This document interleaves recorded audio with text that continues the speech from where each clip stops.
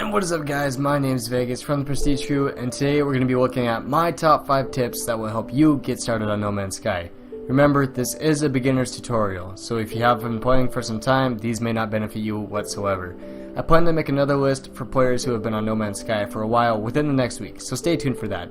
And remember, if you like what you see, like and subscribe. Coming in at number 5 is buying upgrade modules for your scanner as soon as you possibly can. This upgrade module significantly increases the amount of units that you receive from scanning flora or fauna. Some scanning modules do one and some do both. You can choose your scanner from the multi-tool merchant and space stations. The class you end up with depends on how many nanite clusters you are willing to spend. The Class C scanner module costs 69 nanite clusters as it currently stands.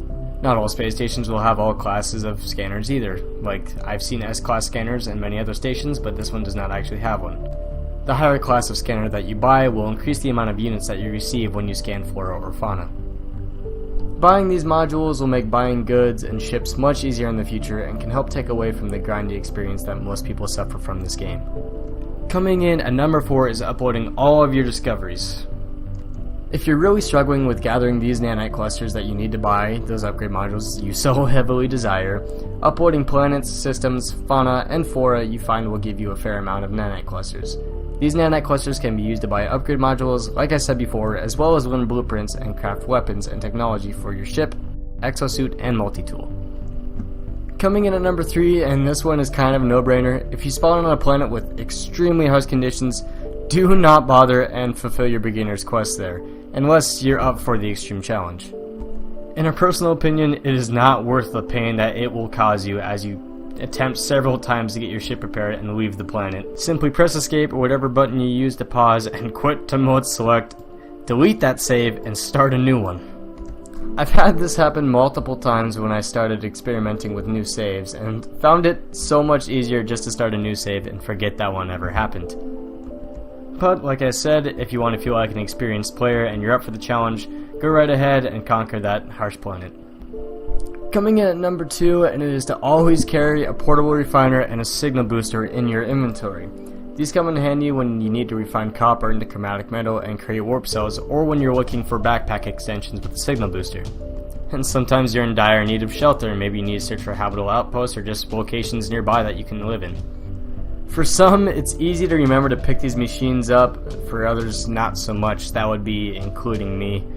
It is extremely annoying to be constantly recrafting these 2 portable machines, so remember to always carry these and pick them up. Just to add an honorable mention real quick, just before we get to our number 1 slot, is to build a farm and produce whatever tier 2 product you want to grow. I made a tutorial on farm building, go watch that if you're interested in it. This makes you so much money. Sure, it costs a little bit to invest in, but it'll pay you back in no time. I still believe it is the most efficient way of making money on this game, and I think everyone who wants to get rich should know how to make one or should want to make one, unless you're just looking for the exploits. Another thing you could do is to be constantly updated on all the exploits on this game. There's a lot of dupe glitches, but they're getting patched as soon as they get revealed, so if you want to be on that, make sure you get there quick and make sure you abuse them as much as you can. And for the number 1 tip that will help you start your adventure in No Man's Sky is to follow the Atlas Path questline. This will teach you how the game works and one of the best ways to go about exploring the universe. The thing I like about these questlines on this game is that you can stop in the main one at any time you like at any point you are in the questline, and it will not affect the game that you're playing. You know, except for the ones that are always broken and never get fixed. Those ones are rough. If you choose not to follow this questline anymore, you can choose to free explore or decide that you want to follow a questline that leads you to the center of the galaxy. On the other hand, if you want to be thrown in the water and learn how to swim, you can, and you can choose not to follow the Atlas Path questline or any questline whatsoever and just choose to explore the galaxy on your own terms. I guess that's what this game was kind of made for, is just to let you do whatever you want, really. If you choose to ignore the questline, your journey will be more difficult, but in return it can be more fun and more of a learning experience. And a quick bonus tip for the last one, if you go to an Atlas interface station, there'll be little bubbles of light around these areas, and they will teach you a word, or every other one will teach you a word, and it is extremely useful for getting to know all the languages. And most times, there'll be little pedestals up front here where you usually talk to the Atlas that will contain warp cells. It is easy to get free warps this way, and a lot easier to go about the universe without having to stop, open your portable refiner, make some chromatic metal, and then find whatever else you need to make it. And that about wraps it up for my personal top 5 tips to get started in No Man's Sky. I hope you found them useful and enjoy your experience in the game.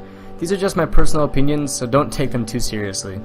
And just to mention this now, we will actually be starting a multiplayer series soon, if that is what interests you. And trust me, it'll be more exciting than these videos where I'm just kind of a monotone voice explaining the top 10 tips of what you should do to play this game. But that about sums it up. If you guys liked the video, please subscribe, hit that like button, subscribe to be awesome. My name is Vegas from the Prestige Crew, and I'll see you guys later. Bye bye.